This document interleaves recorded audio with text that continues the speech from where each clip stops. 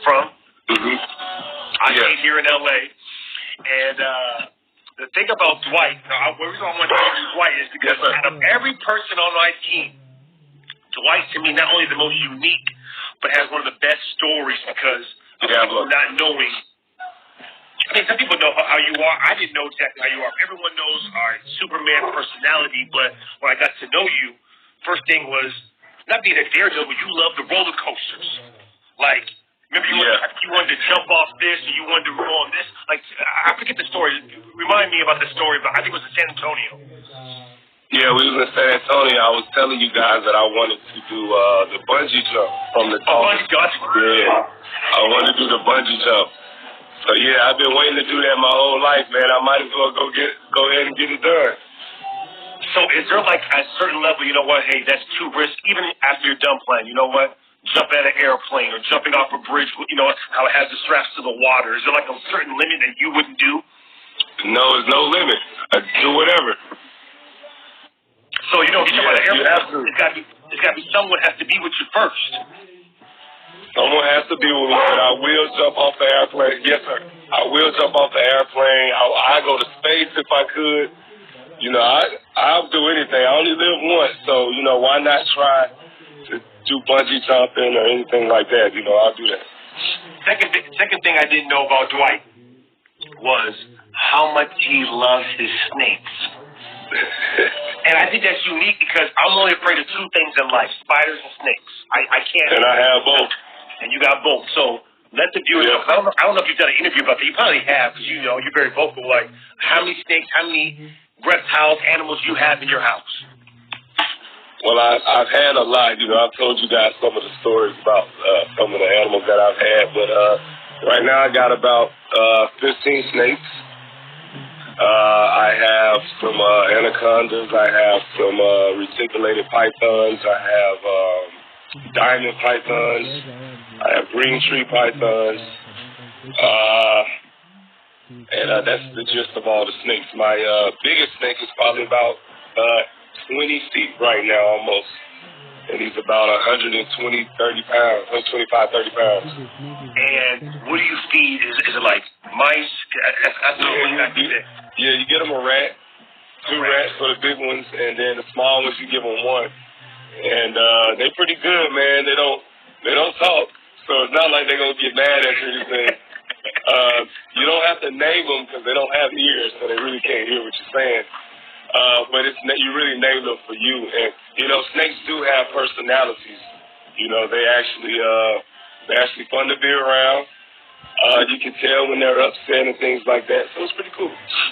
Now, has there ever been a time where, hey, you know what, 2 or 3 snakes, hey, they got out of their crib or they got out of their little glass container? Yeah.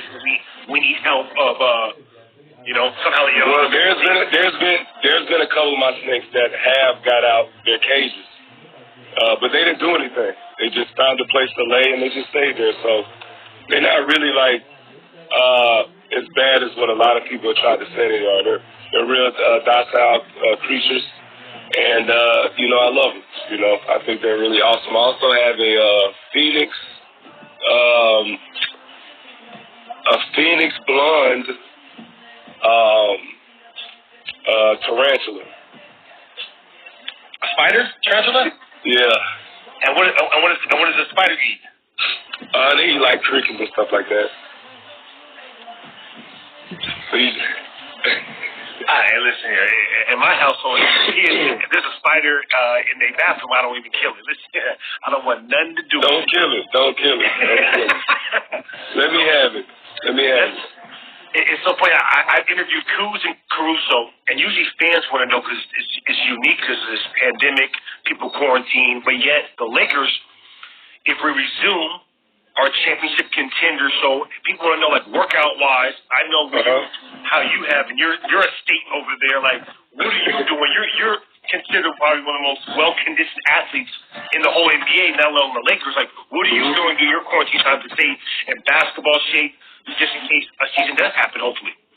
Well, I do a lot of boxing, a lot of mitt work, you know, for a lot of conditioning, so I won't have to do a lot of running around, you know, it's just bad for my knees.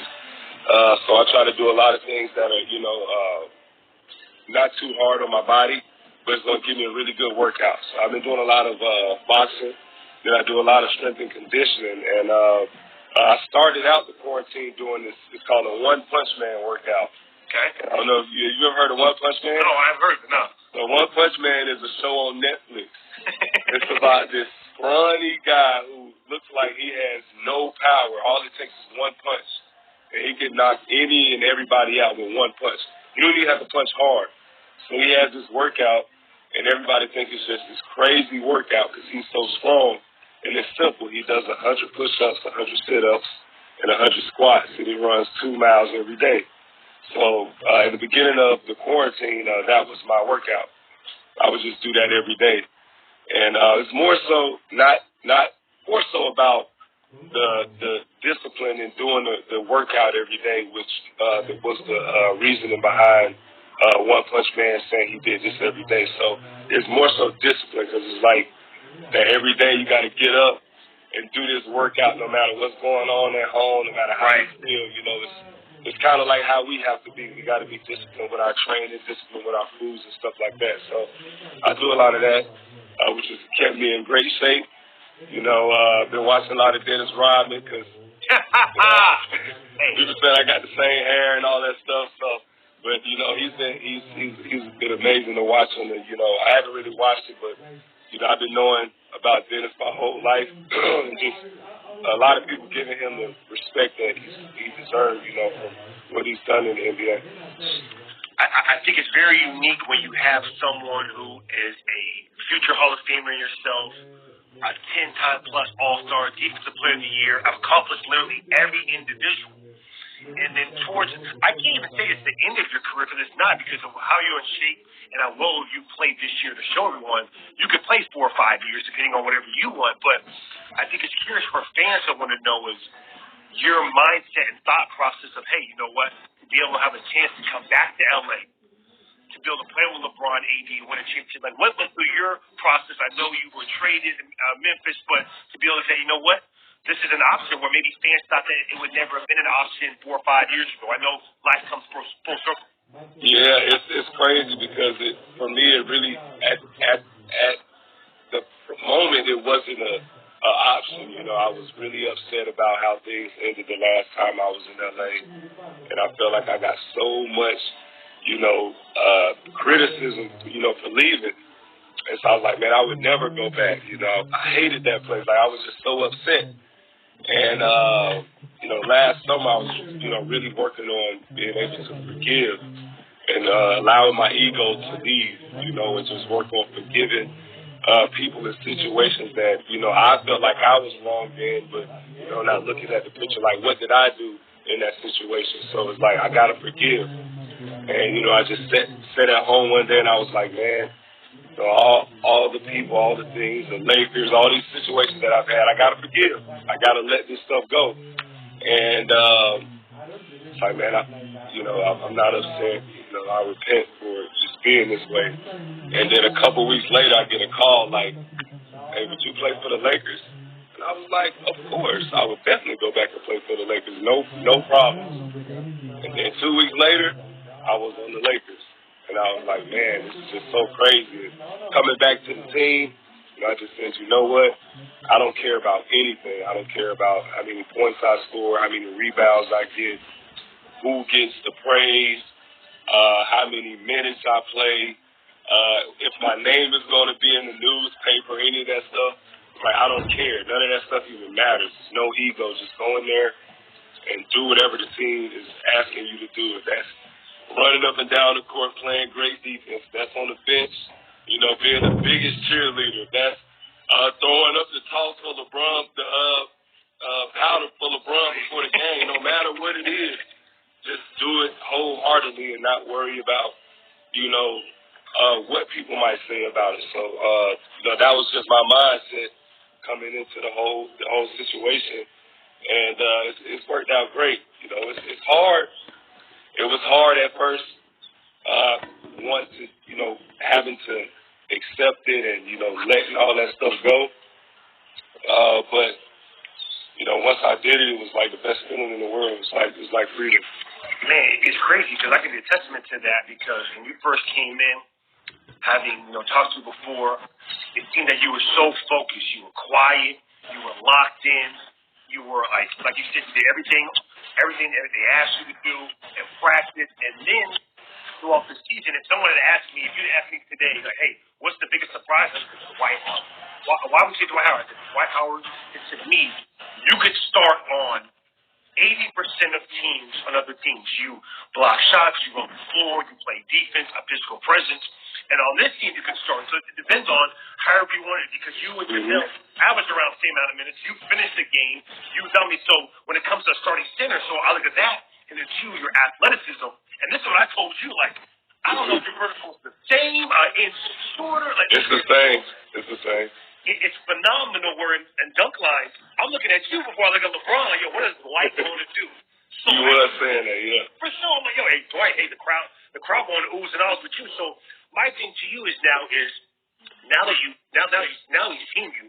We've seen you with this bigger role. Like, what do you expect for yourself? Like, hey, like early on, no one knew. Like, hey, they thought you'd be good, but I think you've exceeded not only our expectations but fans. But now I expect it. I expect it every night where I'm like, listen here, hey, Dwight, I don't know what I was before. Like, what do you expect for yourself as a player for the Lakers? What do I expect? I expect myself to go out there and give 135, 45, 50%, 150% every time I step on the court, no matter what's going on.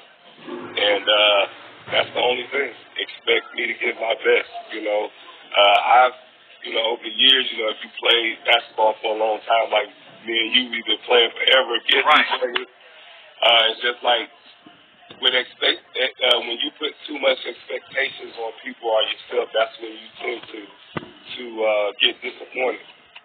So the only thing that I want to expect out of myself and anybody around me is hard work and dedication. And every single moment that you have on the floor, or just in life in general, because you really only get this one opportunity to live. So every moment counts. And that's how I looked at this season. Every moment counts. No matter what's going on the floor, every moment counts. It's hard to take that approach.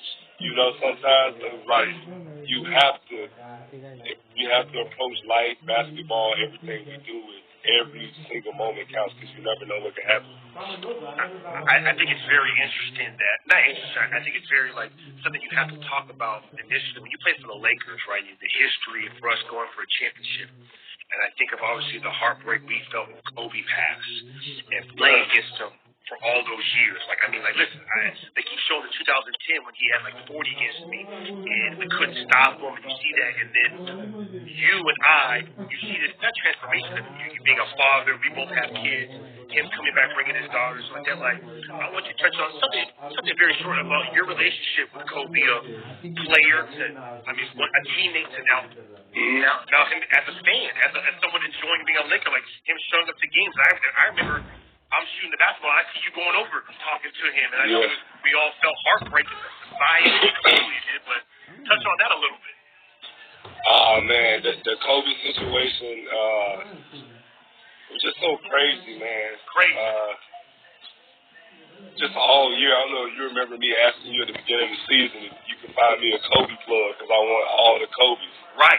For some reason I was like, man, I just want to wear Kobe shoes. And then, it's perfect like uniform, right? Yeah, there's nothing more perfect than the Kobe. Yeah, I was like, I gotta wear Kobe shoes this year. Yeah. And so the night that LeBron broke the record, Kobe's scoring record, I remember sitting there and I was just, looking at LeBron. I was like, man, I'm proud of him because we all basically grew up together. Playing against each other, stuff like that.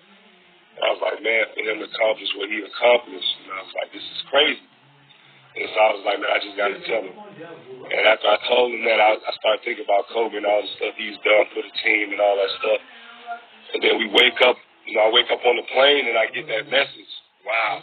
And then I was just in such shock that, I didn't think it was real. And I went, I remember I went to DeMarcus and told him, and I told AD and LeBron. And then, you were the first one. Yeah, I was the first one. And I went to the bathroom and I just broke down. I was like, man, I can't believe this is happening right now. And, I was really hurt about it, And our relationship, it was kind of like love-hate. Right. Love-hate. Big brother, little brother. Big brother, yeah, like that. We had our great moments on the Olympic team and, wanted to play with each other and stuff like that. And, we got on the same team, and I think, I really can't speak for Kobe.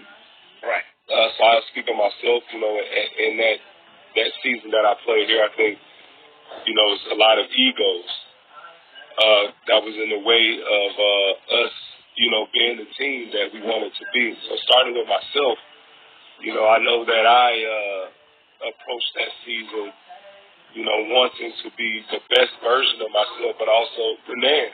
I'm young, and I just felt like that at the time. And, it's kind of really hard for me and Kobe to, really communicate. I think we were just at two different stages, in our mental stages, whatever.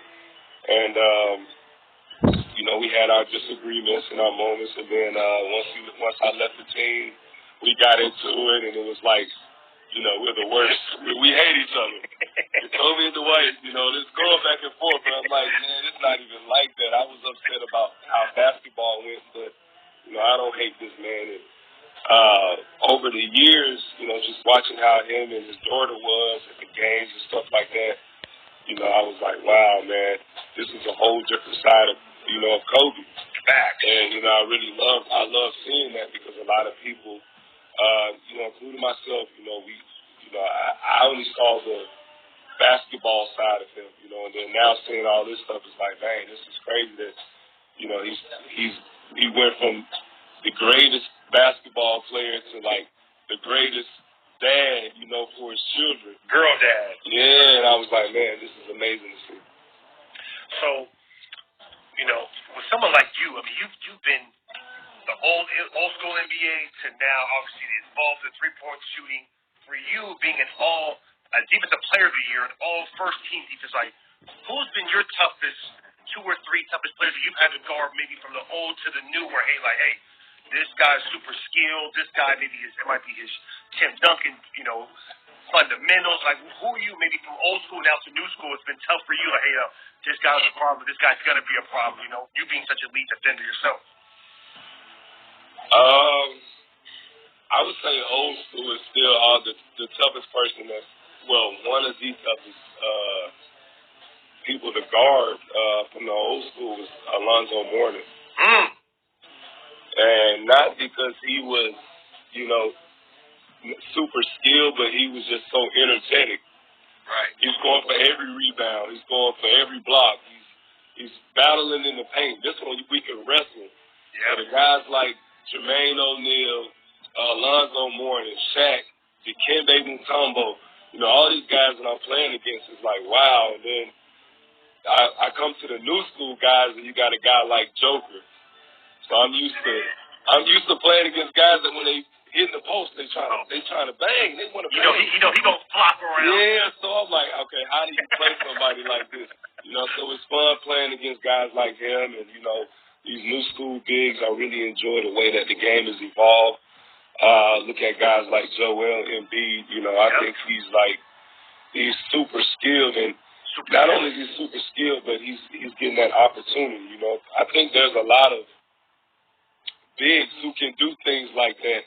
For sure. He gets that opportunity, and he does an amazing job at it. Like the footwork, the fadeaways. I'm really proud of, guys like him, Karl Anthony Towns and stuff like that. They do an amazing job. The reason why I like Embiid compared to a lot of the new school guys is he'll still take you down to that post. He's still going to think. And so that's the whole thing. The post shouldn't die. It should evolve. Yes, as you've been shooting some threes, we're gonna get into that in a second. But like Embiid, like listen, I remember he beat us in the playoffs. We couldn't stop him down low. Now he would give you the Euro pump fake fade away, shoot an occasional three. But hey, he made it smart. Listen here, I'm gonna get you in foul trouble. Yep. I'm gonna swipe. Yep. Now I'm not gonna overpower you. I'm gonna swipe through your arms. Yes, sir. And so that's good at all that. That's why he's so frustrating because he's really skilled and talented. But then he will try to do some stuff to get in your head, like swipe through like James Harden or flop once you hit him. And so you like, man, he's too big for this flopping. But then it's like, this is how the game is, so you got to take all the emotions out. But I really like watching, Embiid play. So let's talk about your three-point shot before we get to the questions from the fans. And the reason why I say something about three-point, there's no one pregame. I don't care if Danny Green, LeBron, Quinn Cook shoots more threes than Dwight Howard pregame. So my thing is this, hey, if you're going to practice them as much as you do, pregame, postgame, gotta shoot them. You might as well shoot them at the right time, because eventually, if you keep hitting them at the end of the fourth quarter, all right, now you can shoot one in the first quarter. All right, you get a couple first. Now you can shoot it. So what it is, we're not, our eyes not trained to see you shooting, so we see like. I know. And my body not even trained to see me out there shooting. So when I be shooting, my body be like, hey, bro, what you doing?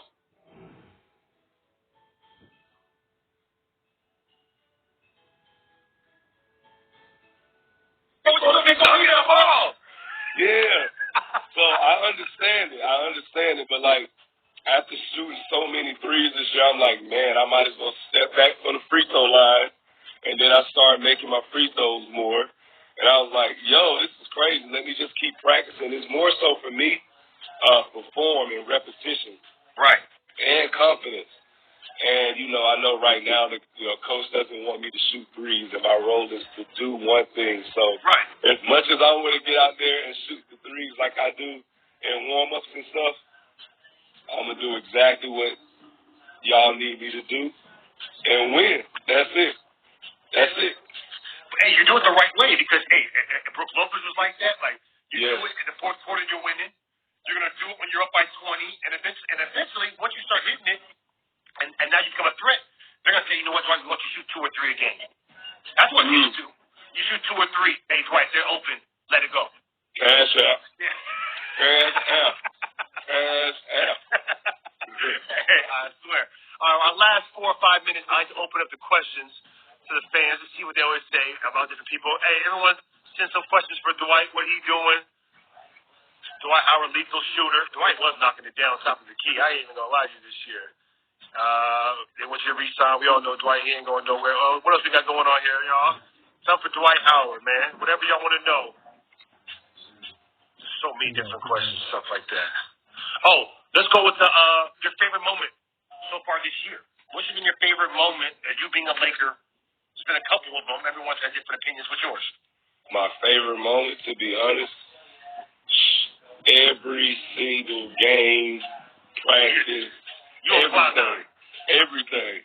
Yeah. It's been like a movie. I go home and I be like, dang, this is amazing. This is an awesome feeling. Hey, I was living my best life. I can't even lie to you. I was sick when the pandemic hit. I was hurt. It's been, with this pandemic hit, it's been kind of rough, for me and my family. But I think overall, the thing about the pandemic is kind of like opened our eyes to a lot of different things. I know for myself it has, especially with, I haven't had my kids, like this because of the season and stuff like that. So being with my kids like this is really awesome. One of my sons, his mom passed away during the pandemic, so it's kind of like so much things just happening, so fast, and this is a great time for me to just reset mentally and spiritually and even physically to get back, so we can get back to championship season.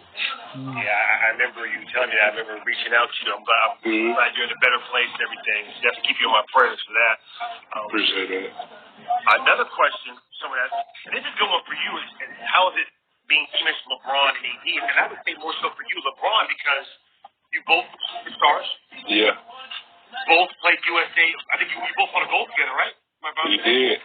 Both won a gold, all-stars, and then now coming back to be able to, you beat them in Orlando to get to the finals, and now to play with him, like, I know it's going to be different, like maybe surreal, like, man, this is a guy who I was always eye-to-eye, superstar-wise, and now coming on a team that can be for a championship. And to me, it's like a dream come true. Like, you tell me how that did.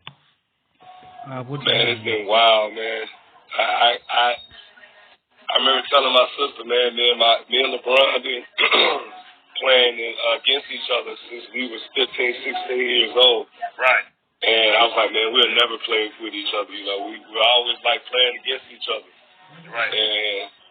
And all of a sudden we end up teammates. I couldn't believe it. And I just like, wow, this is crazy. I'm playing with LeBron James. Like, it's still shocking. I sit across and I just watch him.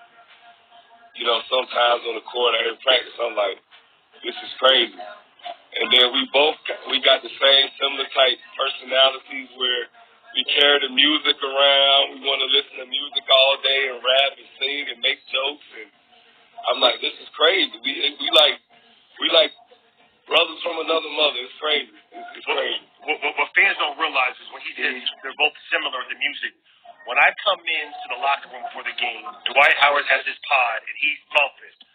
And then I might go to the weight room or get some shots in the training room. When I come back, it might be quiet because Dwight's left. But then LeBron brings his own speaker and now he has his own music. So you both have your own music, both blasting. I would say for me, my question for you is, someone who coming out of high school. They don't even come out of high school anymore. You came out of high school, number one pick. What were the centers that you looked up to try to help, we all try to somewhat mold your game, or, hey, you know what, like I try to aspire to take a little bit from this game, what were some to help you become the player you are? Well, I didn't want to be a center playing basketball. My favorite player growing up was Magic Johnson. Right. And I played point guard all the way up until I got to high school. So my favorite player was Magic Johnson. I wanted to be a 6'9" point guard. And then once I got a little bit older, my favorite player was Will Chamberlain.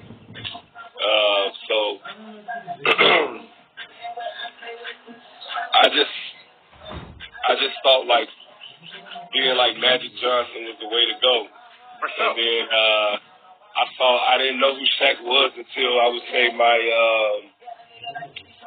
junior year in high school. I saw the Lakers play against Philly in the finals, and I was like, man, this dude is elbowing, like he's killing the kid, man. And so I was like, yeah, like this I'm gonna have to be playing against when I get to the league. I gotta get my weight up. That's what I was thinking.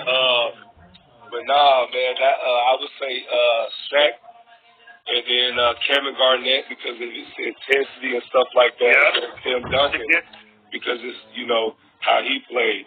And I remember the first time I played against Tim Duncan, I was so nervous playing against him because he's like somebody I watched a lot. And my first shot, I tried to shoot a bank shot like Tim Duncan. And I tried to shoot off the glass, and it hit the top of the backboard and rolled off the side and came down. So I was like, dang, this NBA is something different out here. Last question, and this is a good question because even I want to know the answer. Mm-hmm. Why the number 39? I have about 4 or 5 people. This is a good question to ask because what number you with the Lakers before, and what has been your numbers? I know you were 12 at one point, right? It was, it's really 12. 3 plus 9 is 12. That's why I got it. That's not why I got it. That's a part of it. It's a long meaning behind it. But basically, if you look up number 39, it is a very spiritual number. It has a big meaning.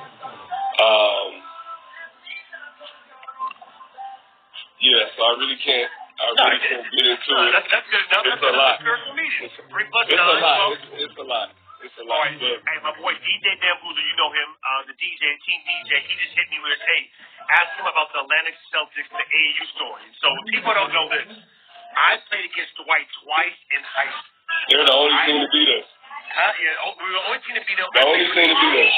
Yes, sir, bro. I played for EBO. My teammates were Jordan Farmer, ex-Laker, Nick Young, ex-Laker, Lorenzo Mata, who you were dunking on. That's my guy who went to UCLA. And so, Dwight I remember. was the most dominating player I saw. I didn't know he was number 1 in the country before this year. He's dunking on everyone. Just like, who is this guy? You had Josh Smith on your team who was jumping from free throw. Yeah. NBA player. Randolph Morris went to Kentucky. Randolph Morris. He was the most massive high school team. Yeah. Who was your point guard? The point guard was Javaris City, and my son is out here going crazy with the dogs. Javaris Crinton, I forgot. Yes. Javaris Crinton. So the quick story before we wrap up is I'm leaving Loyola Marymount. I see Dwight Howard in the parking lot, and I say, hey, man, good luck in the pros. I'll see you there. Yes, and now sir. here we are, teammates later on. That's 16 years later, man. Man, I appreciate it. Get back to the kids, having fun, man. Do your thing. I appreciate my little 30 minutes, man. Thank you, Laker Nation. Appreciate y'all, man. Love y'all. JD, man. Thank you, man. No, thank you. Appreciate you. Anytime, brother. Yes, sir.